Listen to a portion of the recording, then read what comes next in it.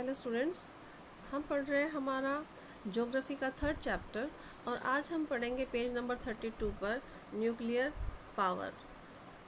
तो अब nuclear power कैसे मिलती है वो यहाँ पर समझाया गया है कि nuclear power is obtain from energy stored in the nuclei of atom of naturally occurring radio active element like uranium and thorium.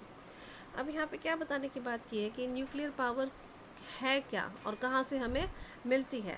तो सबसे पहले न्यूक्लियर पावर जो मिलती है उसकी एनर्जी जो है कहाँ पर स्टोर होती है, जो न्यूक्लियो एटम, न्यूक्लियर में सेंटर होता है ना जो एटम का, वो। अब ये है क्या, ये है radio active element. Radio active element, अब रेडियो एक्टिव एलिमेंट क्या होता है, जब ये रिएक्शन करते हैं रेडियो एक्टिव एलिमेंट तो ये डबलिंग होते चले जाते हैं, जैसे 1 का 2, 2 का 4, 4 का 8, इस प्रकार से जो है ये डबलिंग होती चली जाती है। और ये रेडियो एक्टिव एलिमेंट है क्या, यूरेनियम एंड थोरियम। ठीक है, तो ये जो रेडियो एक्टिव एलिमेंट है यूरेनियम एंड थोरियम जो नेचुरली ऑकर करते हैं, नेचुरली ये बनते हैं, नेचर में बनते हैं, उनसे हमें न्यूक्लियर जो पावर है वो मिलती है जो इनके जो एटम्स के न्यूक्लियस के अंदर होती है। ठीक है, तो अब these fuels undergo nuclear fusion in nuclear reactor and emit power. अब ये जो एलिमेंट्स हैं, रेडियो एक्टिव एलिमेंट्स हैं यूरेनियम एंड थोरियम, इनको भेजा जाता है न्यूक्लियर रिएक्टर्स के अंदर। ठीक है, और यहाँ पर इनको जब ये रिएक्शन करते हैं तो ये प्रोड्यूस करते हैं पावर को। The greatest producer of nuclear power are USA and Europe. जो न्यूक्लियर पावर है उसके सबसे ज़्यादा प्रोड्यूस कहाँ पर किया जाता है, यूएसए और यूरोप के अंदर। In India Rajasthan and Jharkhand have large deposit of uranium. अब इंडिया के अंदर जो राजस्थान है, जो झारखंड है, यहाँ पर सबसे ज़्यादा डिपॉजिट्स हैं किस चीज़ के, यूरेनियम के। Thorium is found in large quantity in the monazite sands of Kerala. अब जो थोरियम है जो केरला में के अंदर मिलता है, मोनोजाइट जो सेंट्स है यहाँ की उसके अंदर। ठीक है, the nuclear power station in India are located. अब इंडिया के अंदर जो न्यूक्लियर पावर स्टेशंस हैं वो कहाँ कहाँ पर हैं, कालपक्कम इन तमिलनाडु, तारापुर इन महाराष्ट्र, राणा प्रताप सागर नियर कोटा राजस्थान, नरोरा इन उत्तर प्रदेश, कैगा इन कर्नाटका। तो ये इंडिया के थे। ठीक है, तो इसको पढ़ना अच्छे से, थोड़ा समझने की कोशिश करना तो क्लियर हो जाएगा आपको। नेक्स्ट है आपका thermal energy, geothermal energy. Heat energy obtain from the earth is called geothermal energy. जो हीट एनर्जी, जियो मीन्स होता है अर्थ, सिंपल सा मीनिंग है, आप ये समझो अर्थ होता है जियो में। ठीक है, जो हीट एनर्जी जिसको कि अर्थ से ऑब्टेन करते हैं उसे कहा जाता है जियो थर्मल एनर्जी। तो ये आपकी क्या होगी, डेफिनेशन हो जाती है।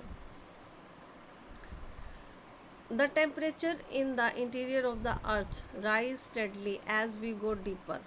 अब जैसे जैसे अर्थ के नीचे हम चलते जाएंगे, खुदाई करते हैं, किसी भी तरीके नीचे जाते हैं अर्थ के, तो जो टेम्परेचर है अर्थ के इंटीरियर का वो एकदम से बढ़ता चला जाएगा।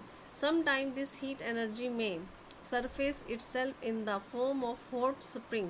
अब कई बार क्या होता है कि ये जो एनर्जी है ये सरफेस पर अपने आप आ जाती है। जैसे कई जगह हम गर्म पानी के वो देखते हैं ना, झरने वगैरह, चश्मे वगैरह जो आ जाते हैं, ज़मीन में से पानी निकल रहा होता है गरम गरम, जैसा कि मणिकरण के अंदर भी है। ठीक है, these heat energy can be use to generate power. इस हीट और एनर्जी को यूज़ किया जा सकता है पावर को जनरेट करने के लिए। Next page.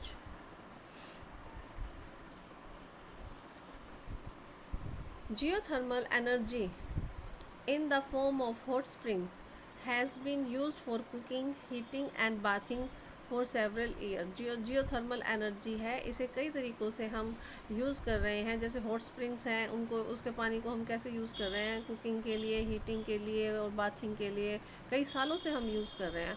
अब जैसे यहाँ पर आपको ये पिक्चर दी हुई है, ये कहाँ की है, ये मणिपुर की मणिकरम की दिखाई गई है, जहाँ पर कि जो ये देखो पानी पानी गरम गरम पानी है एकदम ज़मीन में से जो निकल रहा है। और कई लोग जो मणिकरण घूम के आए हुए हैं हिमाचल प्रदेश के अंदर, वहाँ पर भी आपने देखा होगा कि किस प्रकार से गर्म पानी निकलता है और किस तरह से वहाँ पर गर्म पानी के अंदर ही मटकियाँ रख के जो खाना है वो पकाया जाता है, चावल और कई चीज़ें, आलू वगैरह ऐसी चीज़ों को वहाँ पर बनाया जाता है। ठीक है, तो अब यहाँ पर क्या बताया गया है,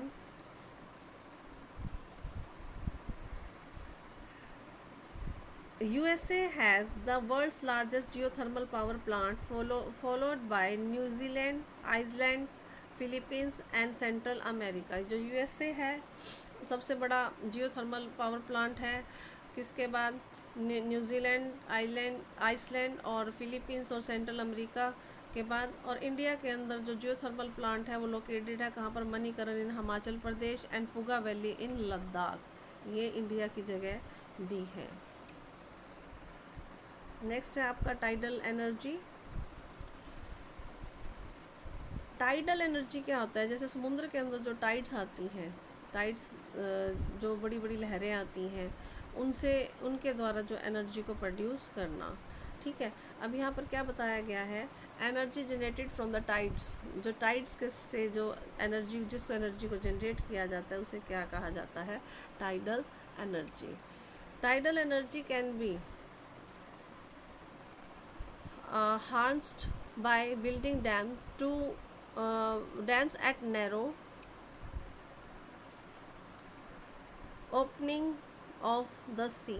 जहाँ से सी की खुला होता है वहाँ पर क्या करते हैं, वहाँ पर बिल्डिंग बना दी जाती है, नैरो बिल्डिंग सी बना दी जाती है, डैम टाइप सी, जिसके अंदर क्या किया जाता है, देखो जैसे यहाँ पर आपको पिक्चर दिखाई गई है, देखो इसके अंदर क्या है, ये बिल्डिंग बना दी है, इसके अंदर पानी गया अंदर, ये पानी इधर से जा रहा है, और ये क्या है, टरबाइन है, टाइड्स अंदर गई और ये टरबाइन जो है ये घूमती है और इससे क्या होता है, बिजली जनरेट होती है। तो इस तरह की जो बिल्डिंग है वो बनाकर पानी के मूवमेंट से टरबाइन को घुमाकर जो है बिजली को जनरेट किया जाता है। During high tide the energy of the tides is used to turn the turbine installed in the dam to produce electricity। अब जब हाई टाइड आती है उस समय क्या करते हैं, the energy of the tide, जो एनर्जी है इन टाइड्स की, इसको यूज़ किया जाता है उस एनर्जी को कि जो टरबाइन अंदर लगी हुई है ना बिल्डिंग के, उसको वो घुमाए और क्या होगा, इससे इलेक्ट्रिसिटी जो है वो प्रोड्यूस होगी। Russia, France and the Gulf of Kutch in India have huge tide mills farm. अब रशिया के अंदर, फ्रांस के अंदर और गल्फ ऑफ कच्छ के अंदर, इंडिया के अंदर बहुत सारी इस तरह की जो टाइड मिल फार्म जो है वो बनाए गए हैं। नेक्स्ट है आपका topic biogas. Organic waste such as dead plants and animal material, animal dung and kitchen waste can be converted into a gaseous fuel called biogas. जितना भी ऑर्गेनिक वेस्ट है, जैसे डेड प्लांट्स हो गए, एनिमल मटेरियल हो गया, animal डंग हो गया, या किचन का जो भी वेस्ट है उसे कन्वर्ट किया जाता है गैसियस फ्यूल में। ठीक है, उसे क्या कहा गया है, biogas. Organic waste is decomposed by bacteria in biogas digester.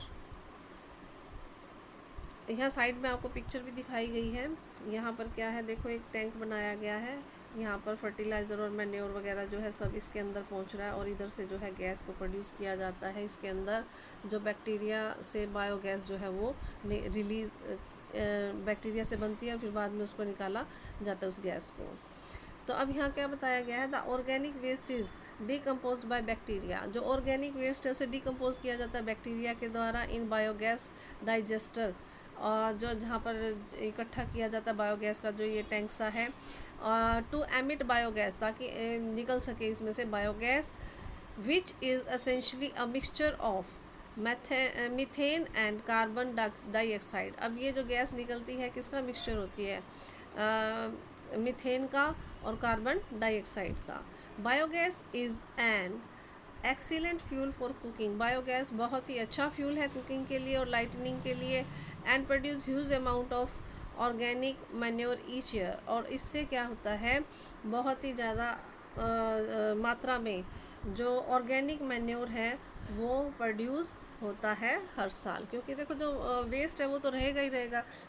Gas ले ली और जो वेस्ट बच जाता है वो मैन्योर के काम आ जाता है खेतों के अंदर, ठीक है। एनर्जी इज़ एवरीवेयर, एनर्जी जो है हर जगह है, but we can see that harnessing this energy is both difficult as well as costly. Each one of us can make a difference by not wasting energy. Energy saved is energy generated. Act now and make brighter energy future.